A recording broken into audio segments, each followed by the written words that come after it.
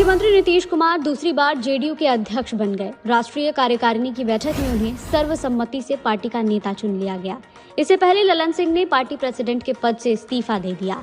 उन्होंने लोकसभा चुनाव में सक्रियता की वजह से पद छोड़ने की बात कही। 21 जुलाई 2021 को अध्यक्ष बने ललन अपना 2 साल का कार्यकाल पूरा कर चुके हैं। सीएम नीतीश कुमार के जेडीयू अध्यक्ष बनने के बाद तेजस्वी यादव ने अपना विदेश दौरा रद्द कर दिया है। 6 जनवरी को डिप्टी सीएम ऑस्ट्रेलिया जाने वाले थे। उनके इस कदम से बड़े सियासी उलटफेर की अटकलें लगाई जा रही हैं। आरजेडी सुप्रीमो लालू यादव से नजदीकियां ललन सिंह के लिए इस्तीफे की वजह बन गया। ये कहना है पूर्व डिप्टी सीएम सुशील मोदी का। उन्होंने एक्स पर लिखा कि ये खेल का अंत नहीं बल्कि शुरुआत है। अभी काफी गुल खिलना बाकी है, इंतजार कीजिए। सीतामढ़ी के सोनबरसा में एक तेज रफ्तार हाईवा ने एक शिक्षक को कुचल दिया। हादसे में उनकी मौके पर ही मौत हो गई। कुछ ही सेकंड में ड्राइवर हाईवा लेकर फरार हो जाता है। मृतक की पहचान लाल बाबू के रूप में की गई है। राजधानी पटना समेत कई जिलों में गुरुवार सुबह घना कोहरा छाया रहा। गया, जहानाबाद, बगहा, गोपालगंज, बेतिया में लोग सड़कों पर फॉग लाइट जलाकर गाड़ियां चलाते नजर आए। पटना एयरपोर्ट पर पहली फ्लाइट दोपहर 12:30 बजे के बाद उतरी। मौसम विभाग ने 2 जनवरी से कई जिलों में बारिश का अलर्ट जारी किया है। वैशाली में एक सड़क बनने के 7 दिन बाद ही उखड़ गई। ये देख आसपास के ग्रामीण हंगामा करने लगे। मौके पर पहुंचे लालगंज के बीजेपी विधायक संजय कुमार ने ठेकेदार को खूब खरी खोटी सुनाई। उन्होंने कहा, आप लोगों की वजह से मेरा नाम खराब हो रहा है। मुंगेर की एक महिला टीचर ने स्कूल के प्रिंसिपल पर अश्लील हरकत करने का आरोप लगाया है। पीड़िता का कहना है कि आरोपी ने अकाउंट नंबर लेने के बहाने कमरे में बुलाया, फिर हाथ पकड़ने लगा। विरोध करने पर गाल खींचकर बोला, मिठाई कब खिलाओगी। गुस्साए ग्रामीणों ने प्रिंसिपल की जमकर पिटाई कर दी। कुख्यात गैंगस्टर आसिफ अली को एसएसबी ने रक्सौल में इंडो नेपाल बॉर्डर से गिरफ्तार कर लिया। वो नेपाल भागने की फिराक में था। पुलिस से पूछताछ में उसने बताया कि नेपाली गर्लफ्रेंड से शादी करने जा रहा था ताकि दोनों देशों में छिपने का ठिकाना बना सके। मोतिहारी के पिपरा कोठी में हवाई जहाज की बॉडी लेकर जा रहा एक ट्रक फ्लाईओवर के नीचे फंस गया। प्लेन देखने के लिए लोगों की भीड़ लग गई। पुलिस ने मौके पर पहुंचकर पहले सभी टायरों से हवा कम करवाई, जिसके बाद ट्रक निकाला जा सका। शिक्षा विभाग के अपर मुख्य सचिव के पाठक सीतामढ़ी डीआरसीसी केंद्र का निरीक्षण करने पहुंचे। इस दौरान एक महिला अभ्यर्थी ने 4 दिन का बच्चा होने की बात कहते हुए जल्द काउंसलिंग की गुहार लगाई। अव्यवस्था देख पाठक काउंसलिंग प्रभारी पर भड़क गए। जनता दल यूनाइटेड के राष्ट्रीय अध्यक्ष राजीव रंजन उर्फ ललन सिंह ने पद से इस्तीफा दे दिया है। नई दिल्ली में जदयू के राष्ट्रीय कार्यकारिणी की बैठक में ललन सिंह ने इस्तीफे की पेशकश की, जिसे स्वीकार कर लिया गया। उनके स्थान पर मुख्यमंत्री और जदयू के वरिष्ठ नेता नीतीश कुमार को सर्वसम्मति से पार्टी का नया अध्यक्ष चुना गया है। श्री सिंह ने ही नए अध्यक्ष के नाम का प्रस्ताव रखा।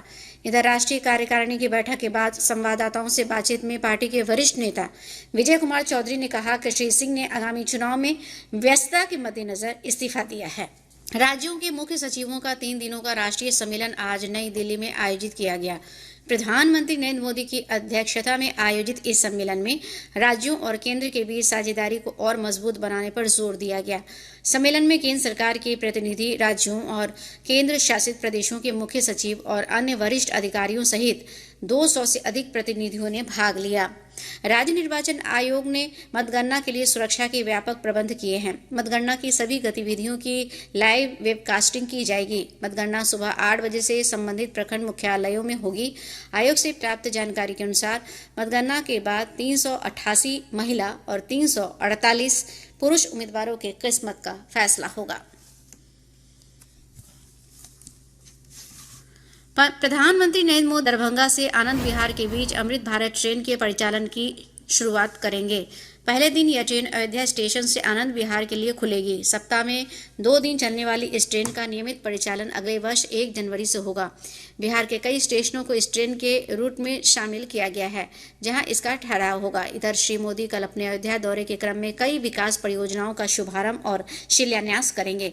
वे पुनर्विकसित अयोध्या रेलवे स्टेशन का उद्घाटन करेंगे और नवनिर्मित अयोध्या हवाई अड्डे का भी शुभारंभ करेंगे। दलाई लामा आज से बोधगया के कालचक्र मैदान में भगवान बुद्ध के शांति, अहिंसा, करुणा और दया का संदेश दे रहे हैं। 3 दिनों तक चलने वाले इस प्रवचन कार्यक्रम में 53 देशों के बौद्ध भिक्षु और श्रद्धालु शामिल हो रहे हैं। धर्मगुरु दलाई लामा अपने संबोधन के दौरान 2 दिन परम पावन नागार्जुन की इन स्तुति और धम्म धातु पर प्रवचन देंगे। दलाई लामा के प्रवचन का 25 अलग-अलग भाषाओं में FM रेडियो के माध्यम से प्रसारण किया जा रहा है। राजधानी पटना समेत प्रदेश के अधिकतर हिस्सों में आज सुबह से घना कोहरा छाया हुआ है।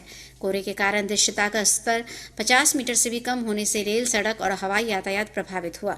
मौसम विभाग ने अगले 24 घंटों के दौरान पटना, नालंदा, बेगूसराय, बक्सर, रोहतास और औरंगाबाद के कुछ स्थानों में बहुत घना कोहरा छाए रहने का ऑरेंज अलर्ट जारी किया है।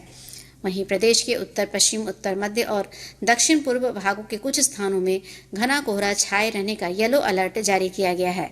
मौसम विज्ञान केंद्र पटना के वैज्ञानिक कुमार गौरव ने अगले 24 घंटों के दौरान राज्य के अधिकतम तापमान में 2 से 4 डिग्री सेल्सियस की कमी का पूर्वानुमान व्यक्त किया है।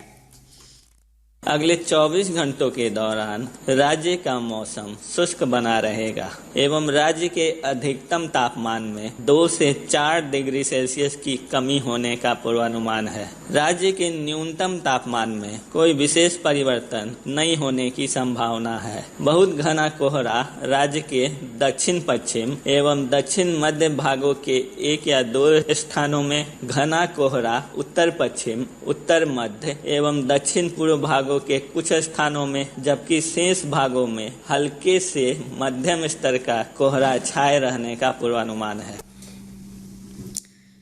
प्रधानमंत्री नरेंद्र मोदी 31 दिसंबर को सुबह 11 बजे आकाशवाणी पर मन की बात कार्यक्रम में देश विदेश के लोगों के साथ अपने विचार साझा करेंगे। यह मासिक रेडियो कार्यक्रम की 108वीं कड़ी होगी।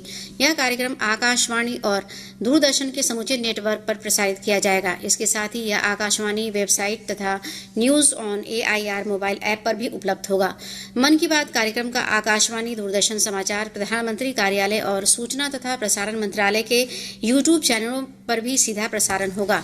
बिहार की बालक और बालिका टीमों ने उड़ीसा में खेले गए राष्ट्रीय स्कूल रग्बी अंडर 14 प्रतियोगिता में दोनों वर्गों में खिताब पर कब्जा जमाया है। बालक और बालिका वर्ग के फाइनल में बिहार ने उड़ीसा को पराजित किया। इधर 38वीं सब जूनियर हैंडबॉल बालिका प्रतियोगिता के लिए शेखपुरा से कुल 25 खिलाड़ियों का चयन किया गया है। आकाशवाणी पटना के लोकप्रिय कार्यक्रम चौपाल के चर्चित मुखिया जी गौरीकांत चौधरी कांत की पुण्यतिथि आज उनके पैतृक गांव समस्तीपुर जिला के मुजौना में मनाई गई। इस अवसर पर गांव समाज के अनेक गणमान्य लोगों ने उनके चित्र पर माल्यार्पण कर श्रद्धांजलि अर्पित की। गया के जिला पदाधिकारी डॉक्टर त्यागराजन SM की निगरानी में विभिन्न इलाकों में अवैध रूप से पैदा की जा रही अफीम को नष्ट किया गया। पूर्वी चंपारण के रक्सौल से SSB के जवानों ने कटिहार के एक अपराधी को गिरफ्तार किया है। गिरफ्तार अपराधी पर हवाला के माध्यम से नेपाल में रुपयों के लेन देन का आरोप है। इधर अररिया जिले के बूढ़ी पुल के पास SSB के जवानों ने तस्करी का 48 किलो गांजा बरामद किया है। वहीं सुपौल के भीमनगर में SSB के जवानों ने भारत में अवैध रूप से प्रवेश करने वाले एक बांग्लादेशी नागरिक को गिरफ्तार किया है।